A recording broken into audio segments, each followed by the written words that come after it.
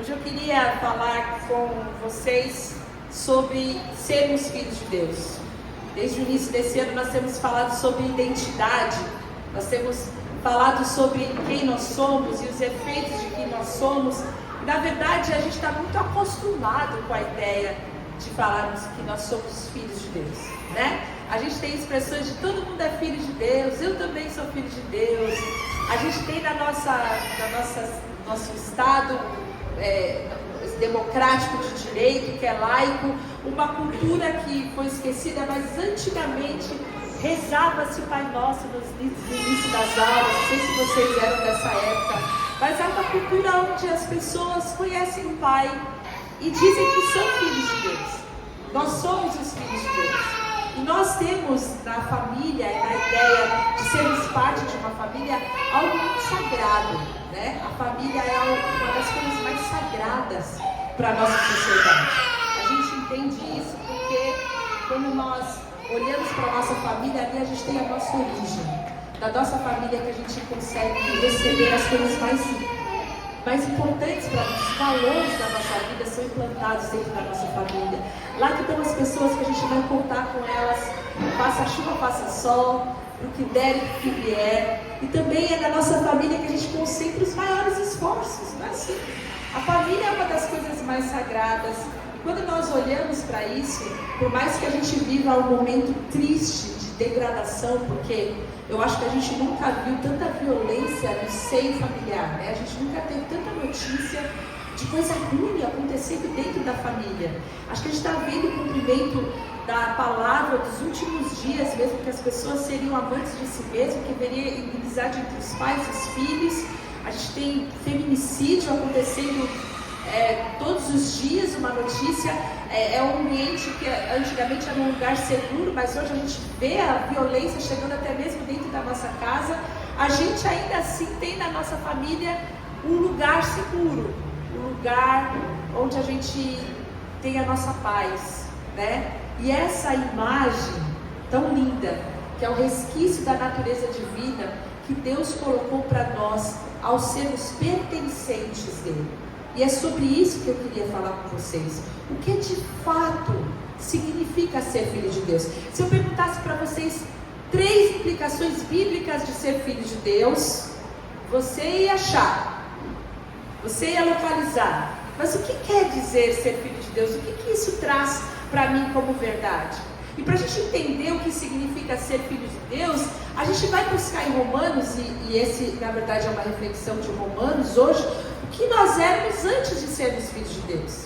A gente precisa ler um texto, por exemplo, como a gente pode ler um texto de Efésios 2.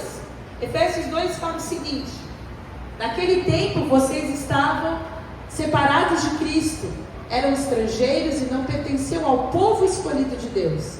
Não tinham parte das suas alianças que eram baseadas nas promessas de Deus para o seu povo. E nesse mundo viviam sem esperança e viviam sem Deus. Efésios está falando para nós quem nós éramos antes de Deus. E agora você imagina que você nasceu não só numa família como essas, disfuncionais, uma família onde as pessoas não têm amor, onde as pessoas não têm cuidado, mas você também nasceu de gente. Você é uma daquelas criancinhas que às vezes a gente passa e vê triste, uma família inteira numa marquise. Você nasceu e você não tinha esperança, você não tinha um nome, você não tinha um futuro, você não tinha absolutamente nada, não havia nenhuma perspectiva para você. Você nasceu e foi condenado a uma vida de solidão, de tristeza, de miséria, sem acolhimento, e nesse momento chega alguém forte e poderoso, muito rico, e fala: olha, eu amo você, e eu vim aqui para tirar você, para trazer você para que você seja o meu filho, e eu vou dar um nome para você, e eu vou dar uma estrutura, e eu vou dar recursos para que você viva uma vida plena, e mais do que isso, eu vou dar uma eternidade para você com recursos ilimitados, e você vai poder ser chamado meu filho. Você vai comigo para minha casa, mas você agora vai ser meu filho, e tudo que é meu também vai ser seu. E por mais que pareça um absurdo para nós, foi exatamente isso que aconteceu espiritualmente falando.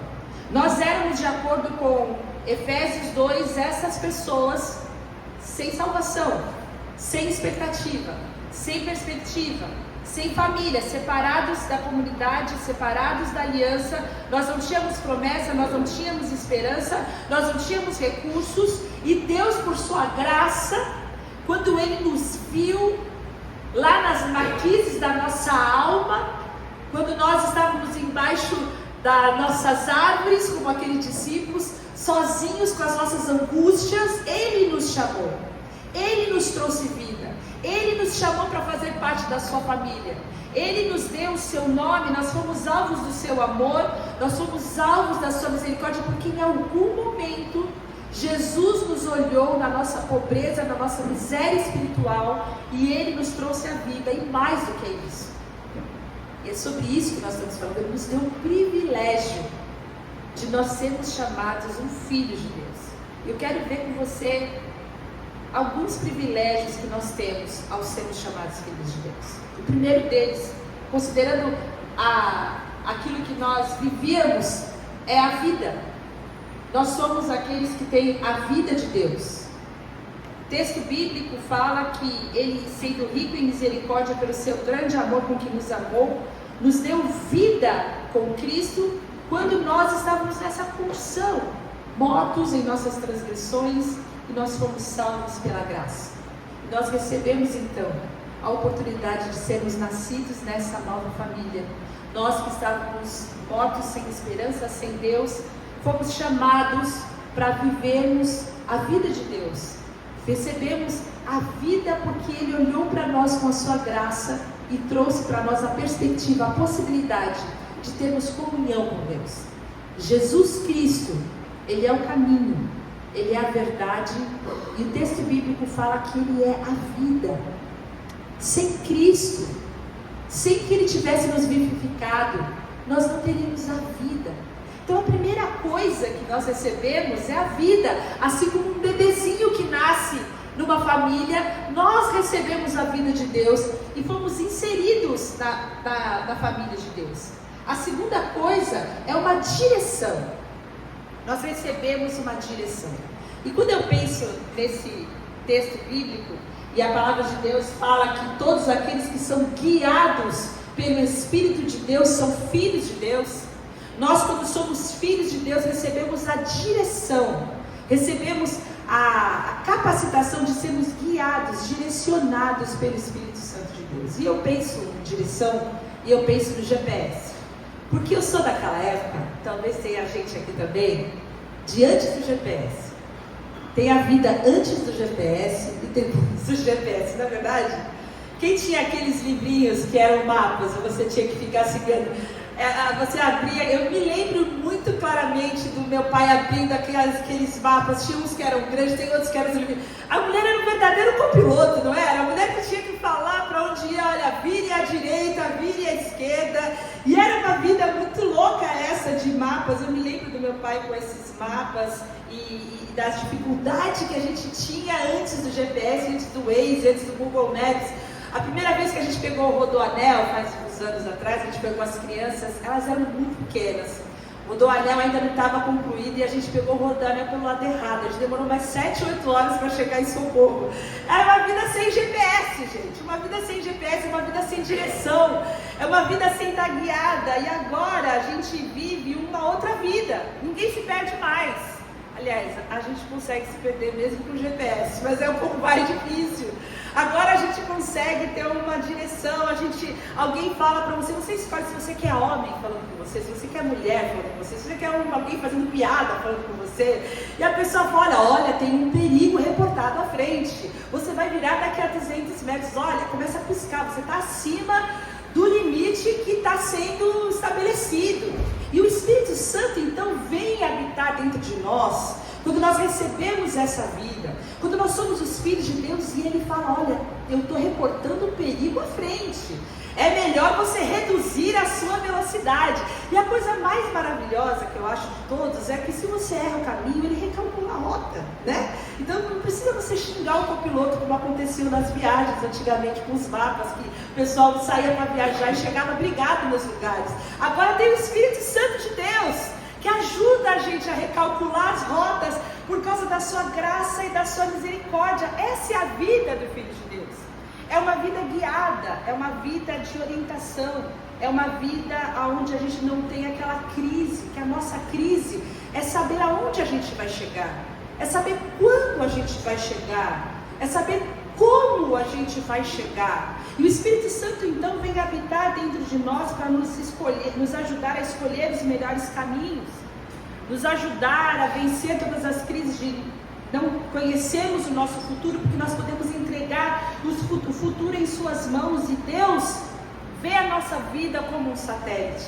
O Espírito Santo vê a nossa vida de cima. Ele conhece o nosso passado, Ele conhece o nosso presente, e Ele sabe qual é a nossa rota, Ele sabe aonde nós vamos chegar. E essa possibilidade de viver debaixo da direção do Espírito Santo é a possibilidade que nós temos de entregar a nossa vida e a nossa trajetória em suas mãos. Salmo 143, 10 fala: Tu és o meu Deus, ensina-me a fazer a tua vontade, que o teu Espírito seja bom para mim e me guie por um caminho seguro. Então, quando nós recebemos a bênção de sermos filhos de Deus, nós recebemos a vida, e é uma vida com GPS, é uma vida com direção, é uma vida onde eu vou seguir os direcionamentos do Espírito Santo para que Ele me coloque num caminho seguro, segundo Salmo 143, versículo 10. Mais do que isso, a gente recebe a filiação. Eu tenho vida, eu tenho destino, eu tenho segurança nesse destino, eu tenho o Espírito Santo dentro de mim, e eu recebo a graça de fazer parte da família de Deus. Efésios 2,19 fala: vocês já não são estrangeiros, vocês não são forasteiros, mas são concidadãos dos santos e membros da família de Deus. Quando Jesus então nos chama, quando a fé entra no nosso coração, quando nós cremos em Jesus, nós recebemos o poder de sermos chamados filhos de Deus. Talvez você fale: poxa, mas então todo mundo é filho de Deus, porque todo mundo crê em Jesus, todo mundo sabe que Jesus existiu, todo mundo sabe da existência dele. O mundo, a humanidade está dividida entre antes de Cristo e depois de Cristo.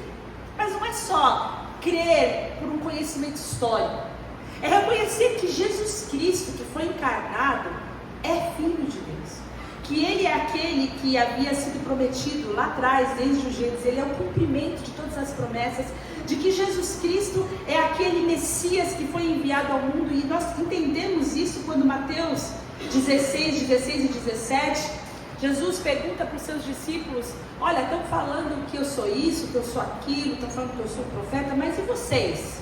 Para vocês, quem eu sou?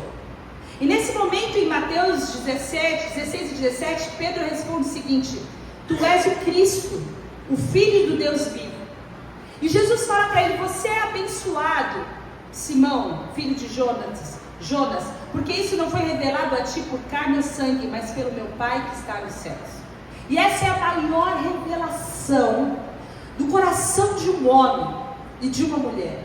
É o que vai um dia dividir a humanidade em duas grandes partes e vai decidir o futuro, a eternidade de cada um de nós.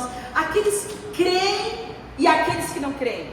Os que creem que Jesus Cristo é o Filho de Deus, é o Filho enviado pelo Pai para trazer para nós o resgate, a remissão dos nossos pecados, para fazer uma ponte, para ser o caminho até o Pai. Aquele que trouxe para nós a possibilidade de nós sermos chamados filhos de Deus, e aqueles que não creem, aqueles que olham para Cristo e não conseguem ver em Cristo o nosso Salvador, o nosso Senhor, o Messias enviado de Deus.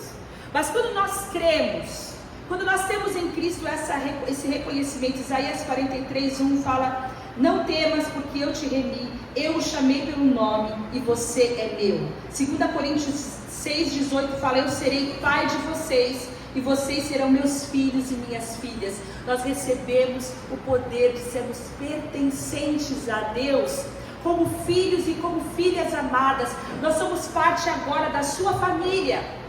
Eu não sei se você já pensou por algum momento o que significa ser filho de Deus. Eu vou melhorar a pergunta: o que um pai é capaz de fazer pelo seu filho? O que um pai pode fazer pelo seu filho? Talvez no seu inconsciente você tenha respondido tudo. que tiver ao seu alcance, o que não tiver. O pai vai se desvirar para poder dar tudo e fazer tudo e ser tudo aquilo que o filho precisa. Agora você precisa elevar isso ao pensamento de que Deus é o nosso pai. Tudo que a gente conhece de família, de paternidade, todas as coisas que a gente tem acesso de uma forma poderosa, esse amor, esse esforço, essas loucuras que a gente faz pelos nossos filhos, tudo isso teve origem em Deus. Quando a gente olha para uma família, a gente vê acolhimento, a gente vê preocupação, a gente vê valores, a gente vê cuidado, a gente vê suprimento, proteção, disciplina, provisão, suporte, tudo isso é um resquício, é uma fagulha de quem Deus é. Ele colocou, Ele implantou isso no coração humano, para que nós pudéssemos ter uma ideia de quem Deus é. Então isso é um resquício de Deus. Um pai representa para um filho algo muito poderoso, mas isso jamais pode se comparar a que o nosso Pai Celestial é poderoso para fazer por nós. Mateus 7:11 fala isso. Vocês que são maus, dão coisas boas para os filhos de vocês. Jesus fala, o Pai de vocês que está nos céus, Ele vai dar coisas boas para vocês se vocês pedirem. É Jesus que fala isso. Se a gente sendo mal, a gente consegue ser bom, imagine aquele que é todo bom. Nós somos filhos de Deus. É importante, eu sempre falo isso, que pode ser que você não tenha tido uma vivência boa na sua família, como nós estávamos falando no começo. A gente vive um momento de famílias desestruturadas e a gente vai saber, amor não é um amor imposto, é um amor maravilhoso, fruto da sua graça. E aí a gente entra no versículo 15 de Romanos 8, que traz para nós uma terceira posição, uma terceira maravilhosa situação, que é a segurança. O texto fala o seguinte: vocês não receberam um espírito que os escravize para novamente temer, mas receberam um espírito que os adota como filhos, por meio do qual clamamos Abba Pai. E aqui, no texto sagrado, Paulo vai fazer uma divisão da relação entre duas pessoas dentro de uma mesma casa. E ele traz então a imagem do servo, que naquela época era um escravo, e a imagem do filho, para que a gente possa entender qual é o tipo de relação dentro dessa vida, dentro dessa direção, dentro dessa filiação que ele traz para nós, que é um lugar de segurança. E essa imagem traz um comparativo de dois tipos de relação, que um tem base na performance, um tem base no mérito, um tem base no acerto, um tem base no esforço, e o outro tem uma base na graça e no amor. Porque servos, escravos, empregados, eles precisam temer, eles precisam entender que eles estão debaixo de um princípio de dureza, de punição. Mas os filhos têm a liberdade, porque o vínculo dos servos está baseado nesse mérito do serviço prestado, da qualidade do serviço prestado, não só naquela época, mas hoje também, né? Se você não for muito bom naquilo que você faz, você é substituído por outra pessoa. Até os muito bons são substituídos, de forma que quanto melhor você for, mais segurança você tem no seu trabalho. Você precisa performar e performar muito bem, se você quiser continuar e se você quiser crescer. Esse é o princípio do trabalho. Mas naquela época eles seriam punidos caso eles caíssem em suas performances. Então o texto bíblico diz: vocês não precisam temer, vocês não estão debaixo de uma relação de punição, vocês estão debaixo de uma relação de amor. E o nosso relacionamento com Deus é baseado no amor e na graça e não na nossa performance. Nós não recebemos de Deus uma relação para nós temermos a Deus com medo da punição. Nós não precisamos seguir a Jesus porque a gente tem medo do inferno. Quem está seguindo a Jesus assim não entende o que é ser filho de Deus. A pessoa vive uma vida inteira com medo, sem desfrutar do amor e da graça e do perdão e da misericórdia de Deus. Nós somos amados não porque nós fazemos tudo certo. A gente é amado porque a gente é filho. A gente é amado porque a gente foi escolhido. A gente foi amado quando nós não tínhamos absolutamente nada para oferecer. Nós não fomos escolhidos. Deus não olhou o nosso currículo antes de escolher a gente. A gente não passou por nenhuma entrevista. A gente não passou por nenhuma seleção. A gente é filho. A gente é filho amado.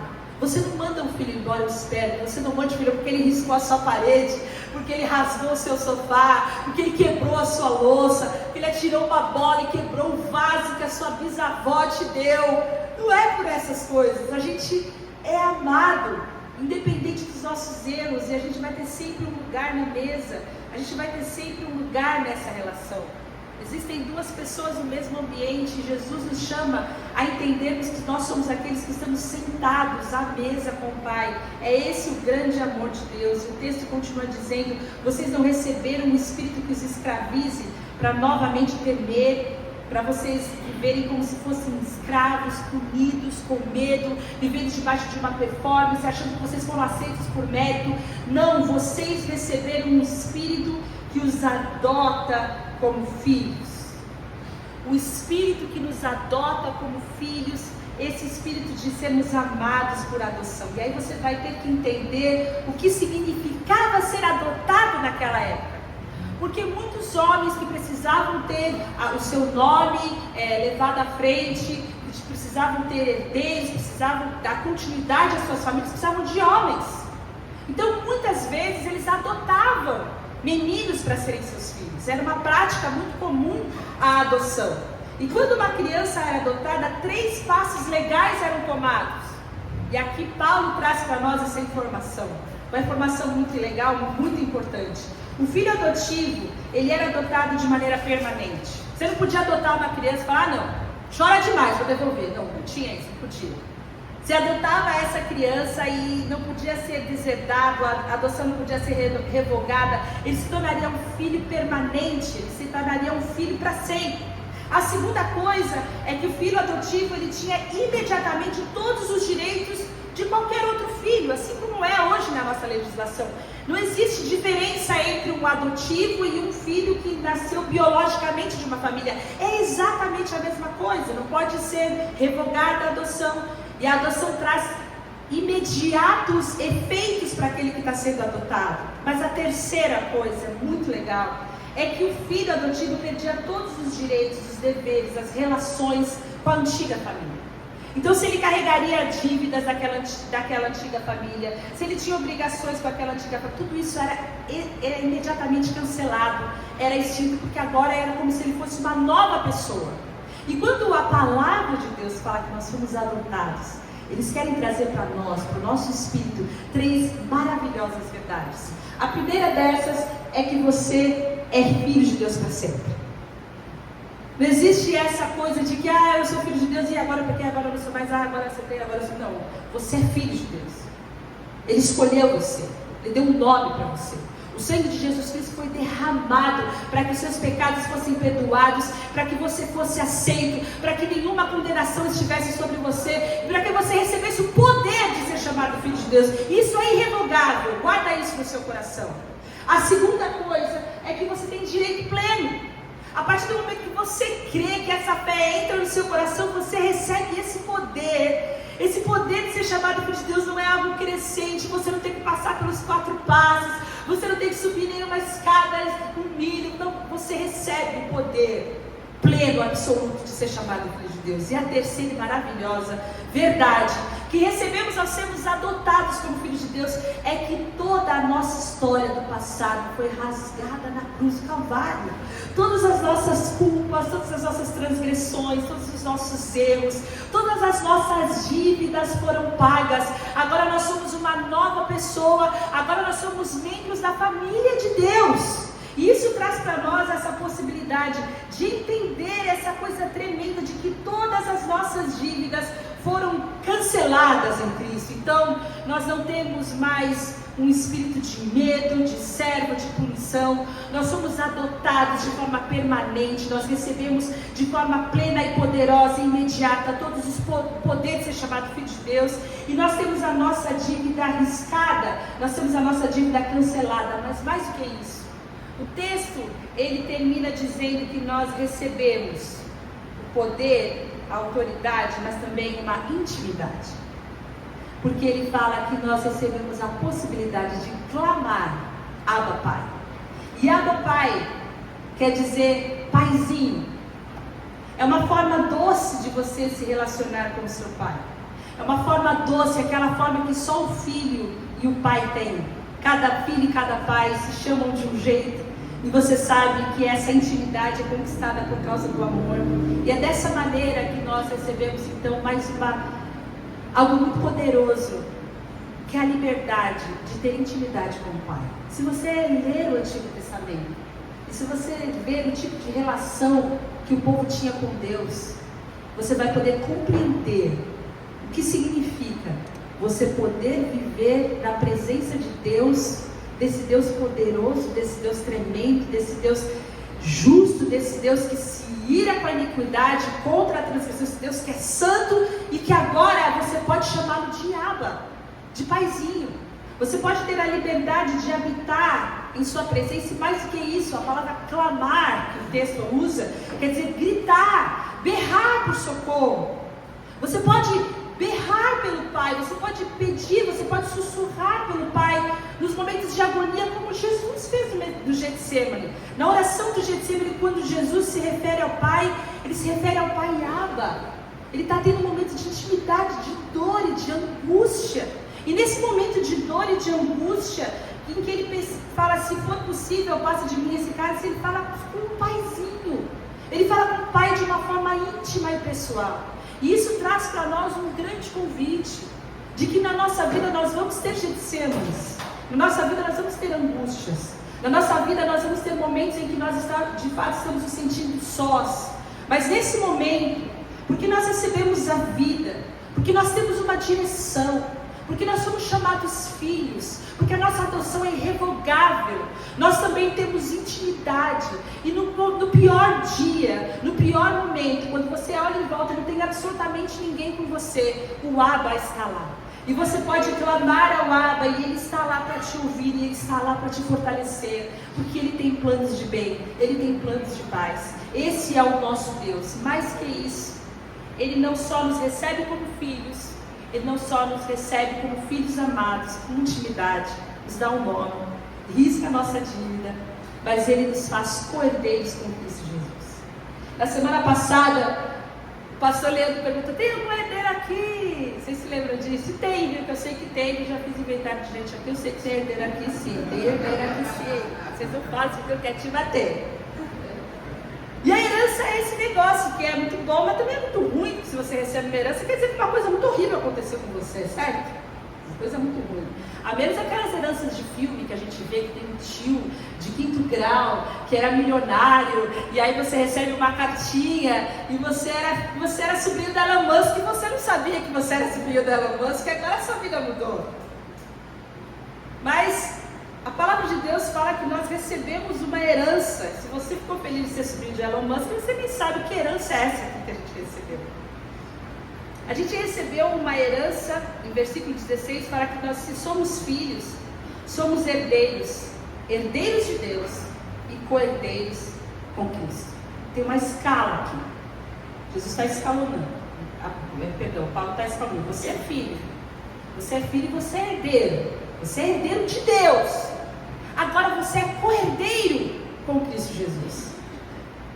E você talvez não entenda o que quer dizer ser co-herdeiro com Cristo Jesus. E na lei judaica, o filho mais velho, ele tinha uma dupla porção das riquezas dos outros filhos. Ele recebia 2 vezes. Os outros tinham o restante da herança para dividir entre eles. Na lei romana era a mesma porção para todos. Todos recebiam a mesma coisa. Então Paulo está falando o seguinte: quem é o mais velho? É Jesus. Só que vocês são co-herdeiros com Ele.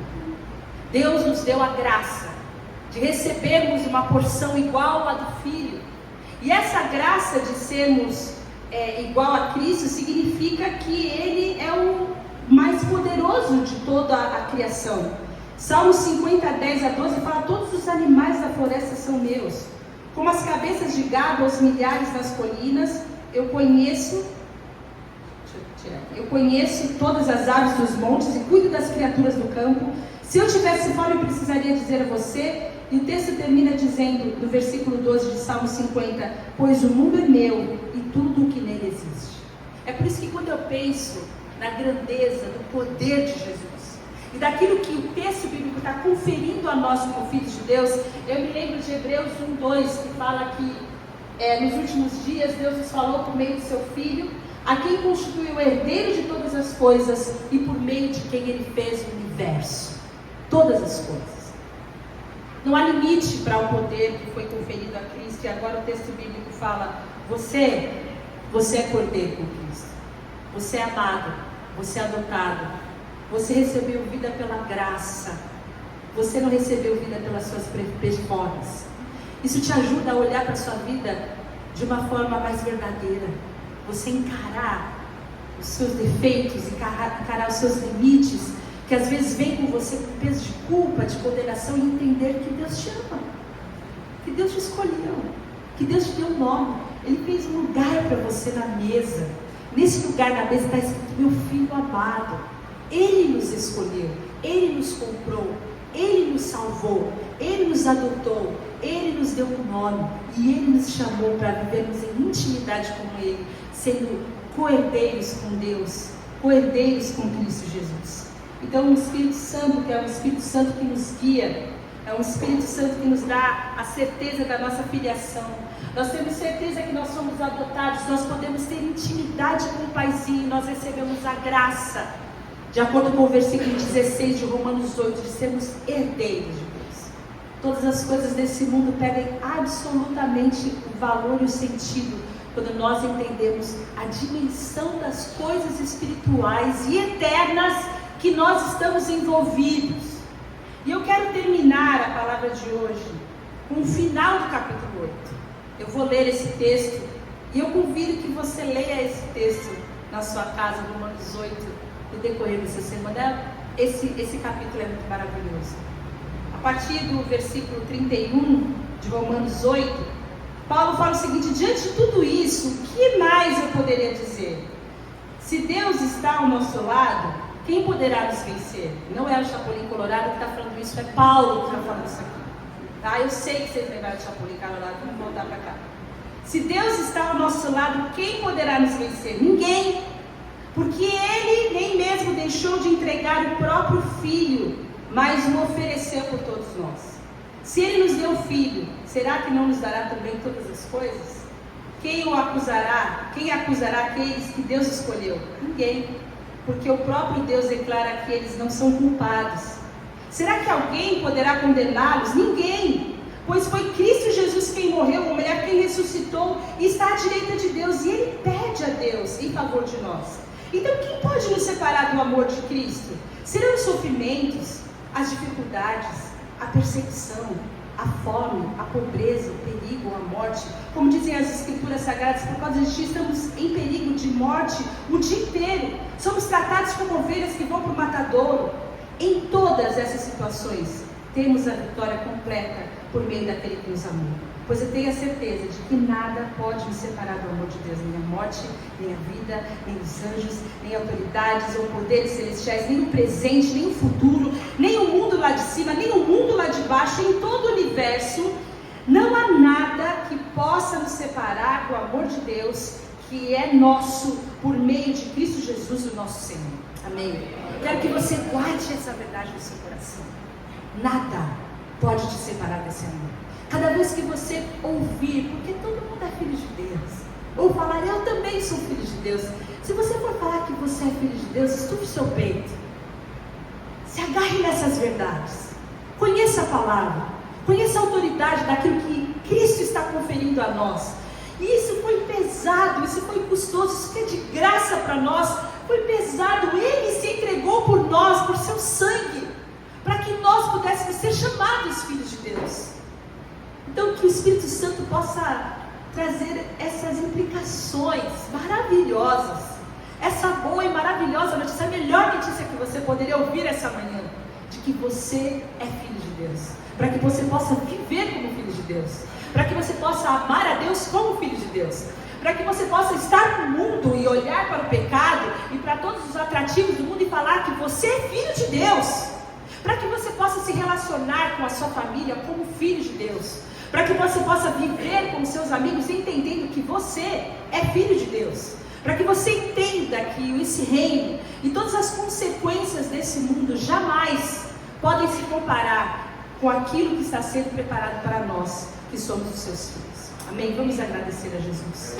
Obrigada, Jesus, porque nada pode nos separar do teu amor.